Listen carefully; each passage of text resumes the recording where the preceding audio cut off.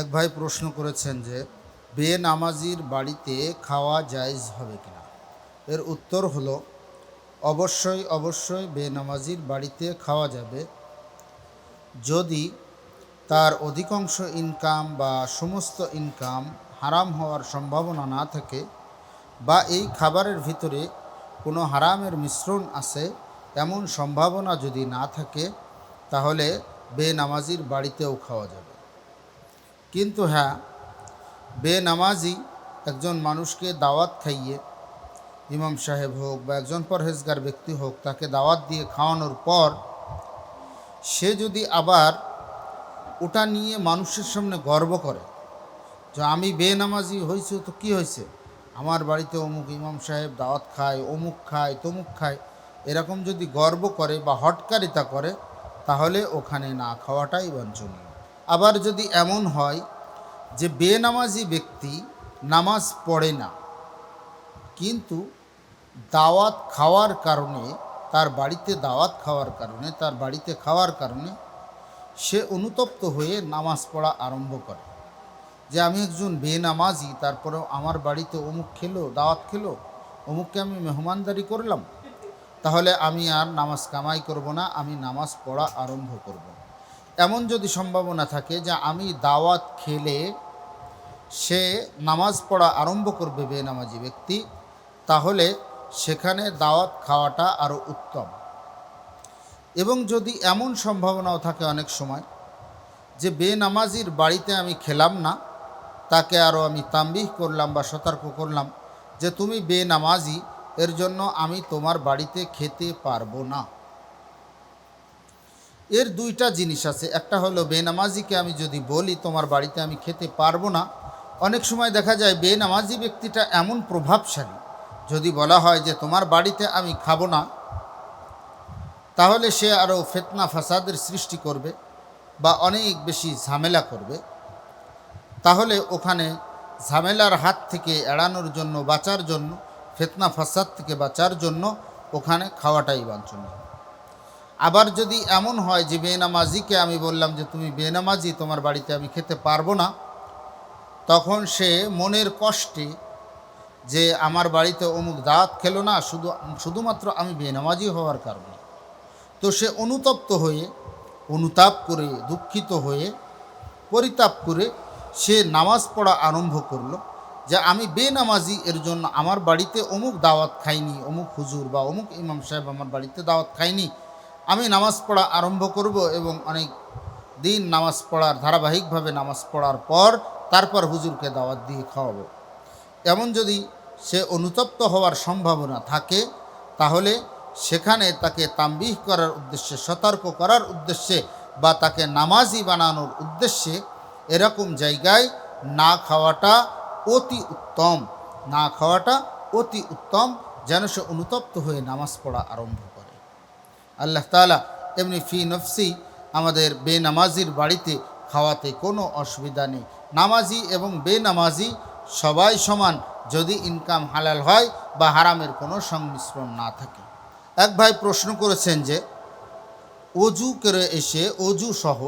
করে এসে টিভিতে কোনো নাটক সিনেমা দেখা বা টিভিতে কোনো গান শোনা বা রেডিওতে কোনো গান শোনা বা অন্য অন্য যে সমস্ত আরও গান শোনার যন্ত্র আছে, ছবি দেখা, ভিডিও দেখা, এরকম যে যন্ত্রগুলো আছে, তাতে গান শোনা বা টেলিভিশন দেখা, ছবি দেখা, এগুলোতে অজু ভেঙে যাবে কিনা। এর জবাব হলো, ভাইরা আমার, অজু ভাঙবে না। টিভি দেখার কারণে বা নাটক সিনেমা দেখার কারণে, গান শোনার কারণে অজু ভাঙবে না। কিন্তু অজু করে এসে একজন মানুষ হয়তো নামাজে দাঁড়াবে বা পবিত্রতা অর্জন করে এসে সে কোরআনের তেলাওয়াত করবে, জিকির আজকার করবে, আল্লাহকে স্মরণ করবে, কিন্তু আল্লাহকে স্মরণ করার পরিবর্তে সে যদি এইরকম গুনাহের কাজে লিপ্ত হয়, তাহলে অন্য সময় এই গুনাহসমূহে লিপ্ত হওয়ার যত গুনাহ, তার থেকে পবিত্রতা সহকারে এই গুনাহের ভিতরে যদি লিপ্ত হয়, তাহলে তার গুনাহ আরও বেশি হওয়ার সম্ভাবনা রয়েছে। কিন্তু সর্বোপরি কথা হলো তার অজু নষ্ট হবে না। অজু এই কারণে নষ্ট হবে না যে অজু ভঙ্গের যে সমস্ত কারণ রয়েছে সেগুলোর ভিতরে টিভি দেখা, ছবি দেখা, গান শোনা এগুলো কিন্তু নাই। এর জন্য তার অজু নষ্ট হবে না, কিন্তু সে অত্যন্ত বড় ধরনের পাপ কাজে নিমজ্জিত হওয়ার গুনাহ অবশ্যই অবশ্যই হবে। এক ভাই প্রশ্ন করেছেন যে মৃত ব্যক্তির কাফন দাফনের পর যে খাটিয়াতে উঠিয়ে কবরস্থানে নিয়ে যাওয়া হয়, ওই খাটিয়ার পরে অনেক সময় নকশি চাদর দেওয়া হয়। এই চাদরের উপরে কোরআনের আয়াত লেখা থাকে। এই যে কোরআনের আয়াত লেখা থাকে, এটা তার পায়ের সঙ্গে লাগে, এতে কোনো অসুবিধা হবে কিনা? অবশ্যই অবশ্যই অসুবিধা হবে, কোরআনের সঙ্গে বেয়াদবি হবে। এর জন্য এরকম চাদর দেওয়া থেকে বিরত থাকা। আর একটা জিনিস হলো, হয়তো কাফন পরানোর পর নকশি চাদর দেওয়া গেলেও তাতে বেয়াদবি কম হবে। কিন্তু যদি কাফন পরানোর আগেই একজন মাইয়েতের উপরে এরকম কোরআন লেখা কাপড় বা কোরআন লেখা চাদর যদি কোনো মাইয়েতের উপরে মৃত্যুবরণ করার সঙ্গে সঙ্গে দিয়ে দেওয়া হয়, তাহলে এটা কোরআনকে চরমভাবে অবমাননা। কারণ মৃত ব্যক্তি, হাদিসের ভিতরে আসছে, মানুষ যখন মৃত্যুবরণ করে তখন সে সম্পূর্ণরূপে অপবিত্র হয়ে যায়। যতক্ষণ পর্যন্ত তাকে গোসল না দেওয়া হয় ততক্ষণ পর্যন্ত সে সম্পূর্ণ অপবিত্র হয়ে যায়। আর এই রকম একটা অপবিত্র এখানে বস্তুও বলা যায়, যে অপবিত্র বস্তুর উপরে কোরআন শরীফের আয়াতকে রাখা, এটা চরমভাবে কোরআনের সঙ্গে বেয়াদবি এবং ধৃষ্টতা এবং ধর্মের অবমাননা। এর জন্য আমরা সবাই বিভিন্ন এলাকায় দেখা যায় এই কোরআন লেখা সম্বলিত চাদর মসজিদের পক্ষ থেকে একটা কিনে রাখা হয়েছে, এটা খাটিয়ার উপরে দেওয়া হয়। এটা কোরআনের সঙ্গে চরম ধৃষ্টতা, চরম বেয়াদবি। এর জন্য আমরা এই সমস্ত কাপড় দেওয়া থেকে, মাইয়েতের উপর গোসল দেওয়ার আগে হোক বা পরে হোক, দেওয়া থেকে আমরা বিরত থাকব। আল্লাহ তাআলা আমাদেরকে তৌফিক দান করেন। এক ভাই প্রশ্ন করেছেন যে সূরা হাশরের যে শেষ 3 আয়াত আমরা তেলাওয়াত করি সাধারণত মাগরিবের পরে এবং ফজরের পর, এতে যে বিশেষ করে হাদিসের ভিতরে যে আউযুবিল্লাহিস সামিউল আলিম মিনাশ শাইতানির রাজিম, এই আউযুবিল্লাহটা আমরা বিশেষ আউযুবিল্লাহ পড়ি। এই আউযুবিল্লাহর পরে আবার বিসমিল্লাহ পড়া লাগবে কিনা? এর জবাব হলো, হাদিসের ভিতরে অন্য আরও যে সমস্ত আয়াতের বিভিন্ন ফজিলত বর্ণনা করা হয়েছে, এই আয়াতগুলোর ক্ষেত্রেও কিন্তু বিসমিল্লাহ পড়ার কথা, যে আগে বিসমিল্লাহ পড়তে হবে এরকম দেওয়া নেই হাদিসের ফজিলতের ভিতরে। কিন্তু সূরা হাশরের 3 আয়াতের ক্ষেত্রেও বিসমিল্লাহ পড়তে হবে এমন কোনো বাধ্যবাধকতা নেই।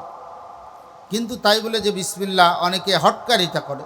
এক গ্রুপ বলে যে কোরআন তেলাওয়াত যেহেতু করতেছি বিসমিল্লাহ পড়াই লাগবে, আরেকজনরা বলে কোরআন তেলাওয়াত যেহেতু করতেছি তো হাদিসের ভিতরের বিশেষ ফজিলত আসছে যে বিশেষ কায়দায় আউযুবিল্লাহ পড়ার কথা বলা হয়েছে, এই আউযুবিল্লাহর পরে আর বিসমিল্লাহ পড়া যাবে না।